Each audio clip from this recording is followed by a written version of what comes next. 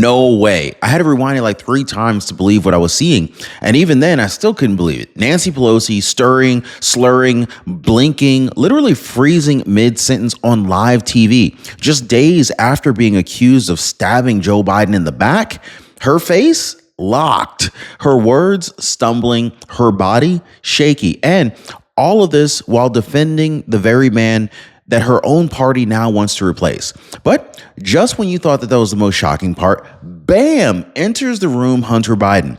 President Biden's son takes the mic and unleashes absolute fury on Pelosi, George Clooney, David Axelrod, CNN, even Jake Tapper was not safe. Guys, we're talking full-on nuclear meltdown. Folks, I'm talking profanity, name-calling, cursing, finger-pointing.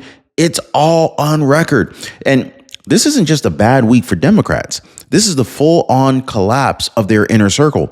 One's glitching on national TV, and the other one's like screaming into a microphone. And meanwhile, you got foreign governments like Mexico. They're issuing travel warnings to their citizens about Florida. Yeah, Florida. Guys, you can't make this stuff up. Let me ask you, which is safer to you, Mexico or Florida? Y'all let me know. But so while the left melts down in public, President Trump, he's quietly securing the border, flying out illegals, and actually doing the job that the American people elected him to do. It's almost like watching a rescue mission and a demolition derby all at the same time. So in just a second, we're gonna cover the exact moment that Nancy Pelosi goes blank mid-sentence and why this could be a sign of something much, much worse.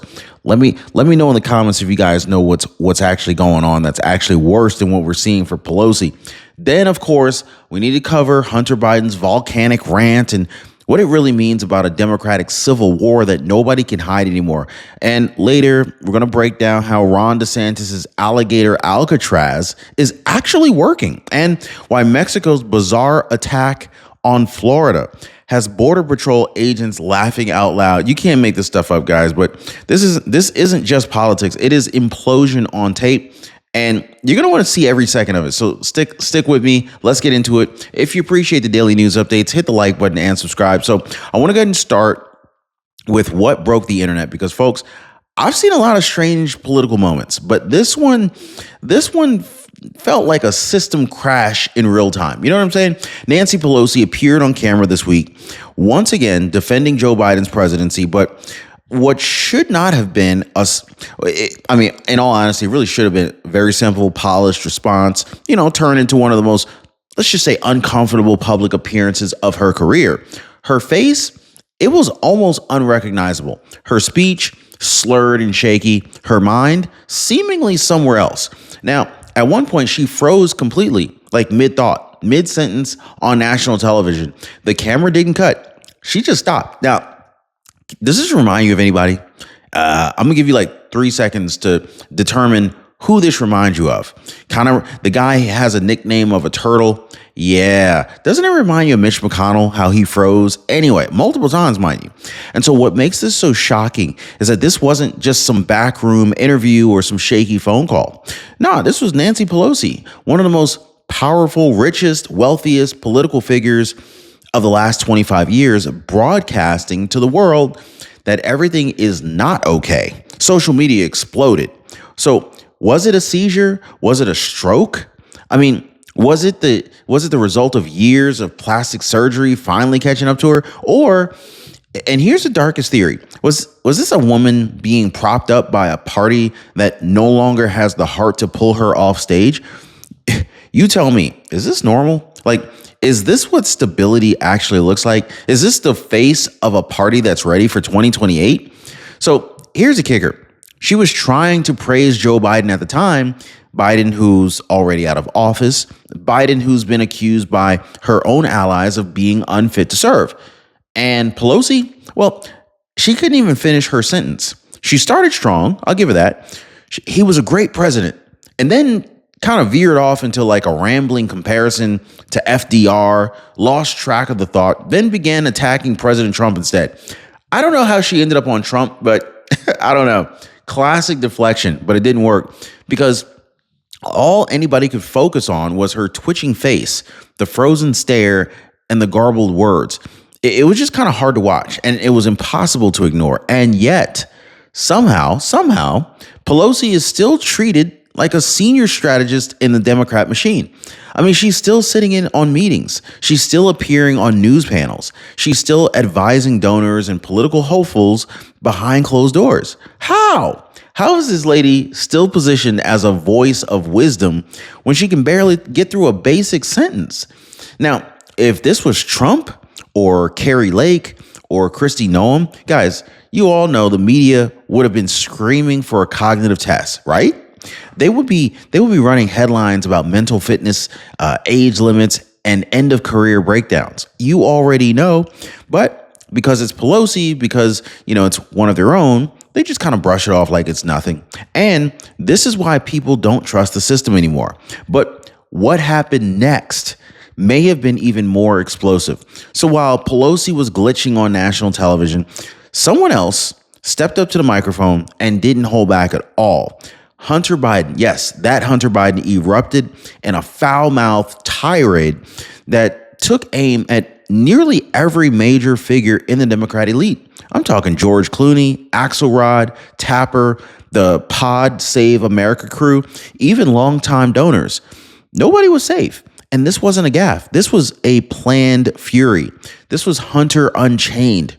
So he called George Clooney a brand, not an actor. He mocked David Axelrod's career, called Jake Tapper irrelevant, and then tore into Obama-era political consultants who dined out on their reputations while stabbing his father in the back.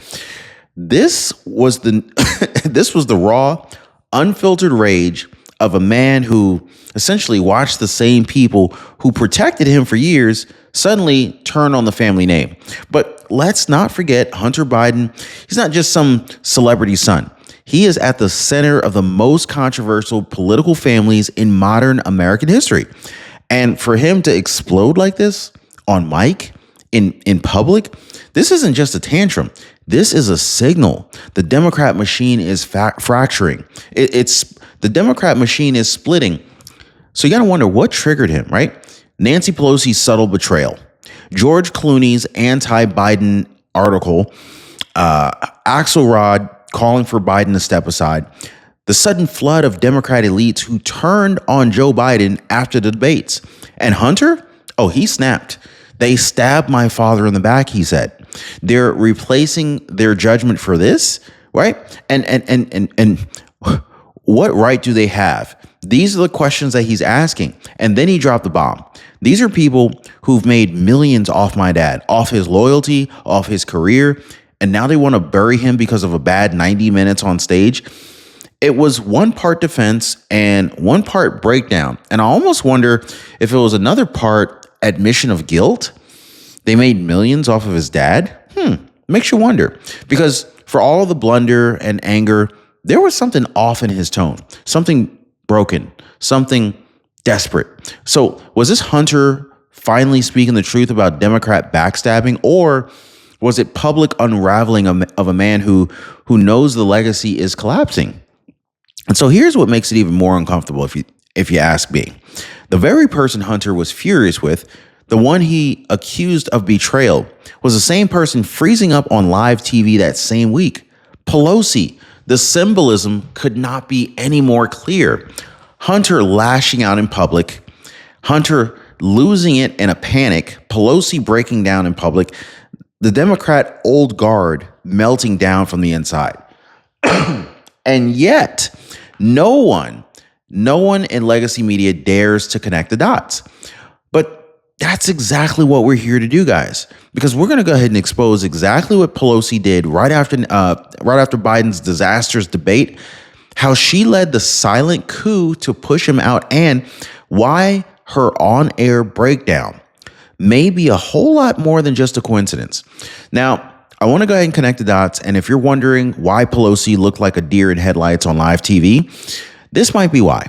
Right after Joe Biden's now infamous debate disaster, where he basically struggled to finish sentences, froze mid-thought, and looked completely lost, who was the first high-ranking Democrat to go on TV and publicly question his fitness? Nancy Pelosi. Not some not some backbencher, not a columnist. It was the former speaker herself. She didn't outright say remove him, but she didn't need to, really. I mean, she floated the questions. Is he capable? Should we have a conversation? She cracked open the narrative, and the rest of the Democrat machine just kind of flooded through. Axelrod jumped in. Clooney wrote the article. Jake Tapper turned the tone. And behind the scenes, whispers of invoking the 25th Amendment were not just rumors, they were actual options. So Pelosi started the whispers that became war drums. And now that Hunter's calling her out by name, she suddenly can't speak. Guys, it's not just eerie, it's almost poetic. I mean, the very person who helped seed doubt into Biden's ability to lead, now physically stammering herself, slurring, seizing up while defending his legacy. Was that a glitch? Or was it guilt boiling to the surface? And here's the kicker, guys. When asked point blank if she had second thoughts about what happened last summer, Pelosi dodged the question and she started talking about Donald Trump. Now, you can't make this stuff up, guys. She couldn't say like Biden was sharp. She couldn't say that, but she made sure to say that President Trump wasn't of the same mind.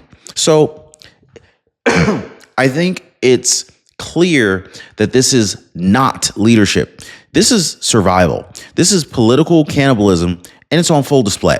Now, while Pelosi melts down on camera and Hunter torches the elites, guess who decides they want a piece of the spotlight? Mexico. Yes, the same Mexico struggling with cartel rule, where 70 people are murdered every single day, has issued a travel warning for Florida. You heard that right, guys. The Mexican consul in Orlando warned citizens to take extreme precautions if they visit DeSantis' Florida, because they might be detained for anything.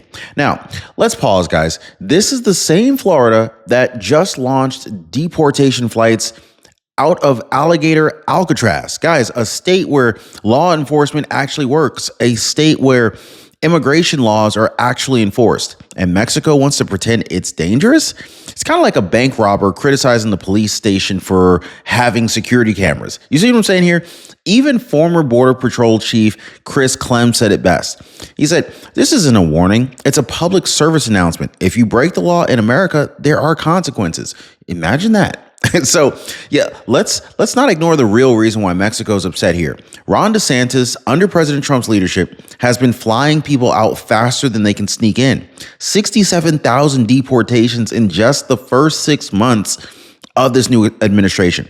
And they're not even being dropped in cages. They're being given due process, flights, and humane removal. This is what the left is crying over right now. Meanwhile, Mexican prisons, cartel-owned, torture-filled, and often deadly. But yet we have, we have to pretend like Florida's all of a sudden a threat here. I know, it's totally crazy. And speaking of Florida, what DeSantis just built down there, the so-called Alligator Alcatraz, it's triggering global elites and open border activists alike. But what if I told you that this wasn't chaos, that this was the plan?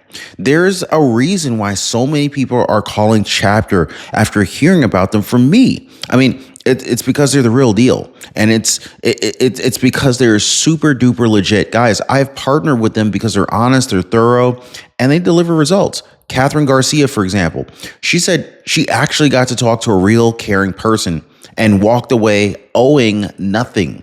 Get this. Jamie from Texas, she's saving $600 this year. You don't need to wait for another billing surprise or regret. Make this your moment to take back control today, guys. Give her friends a call at Chapter. Phone number is down below and see how much money you can save. Phone number is 909-563-8279 or visit them at askchapter.org/Ron. Chapter makes it easy. Just make the phone call. All right, so while the left is glitching, screaming, and panicking in public, President Trump and Governor Ron DeSantis, they're getting to work behind the scenes. And it's not chaos, it's actually strategy. Now, you've heard the nickname already, Alligator Alcatraz. This is a secure deportation facility in Florida that just launched official removal flights. And folks, this ain't a stunt. This is a blueprint. So Why was the location chosen? I think it's pretty simple.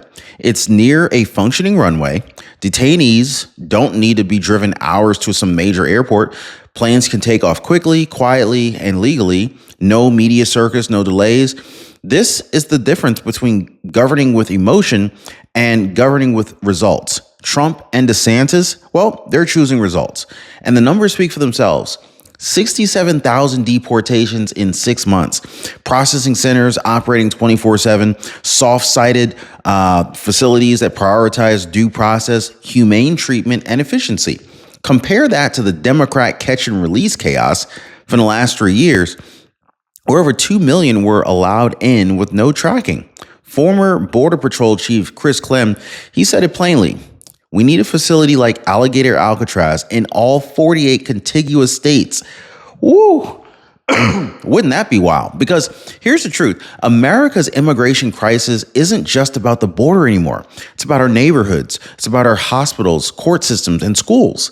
And Trump, he's cleaning it up without the drama. So while Pelosi slurs and Hunter curses, Trump is flying him out. It's not cruel. It's compassionate. It's lawful.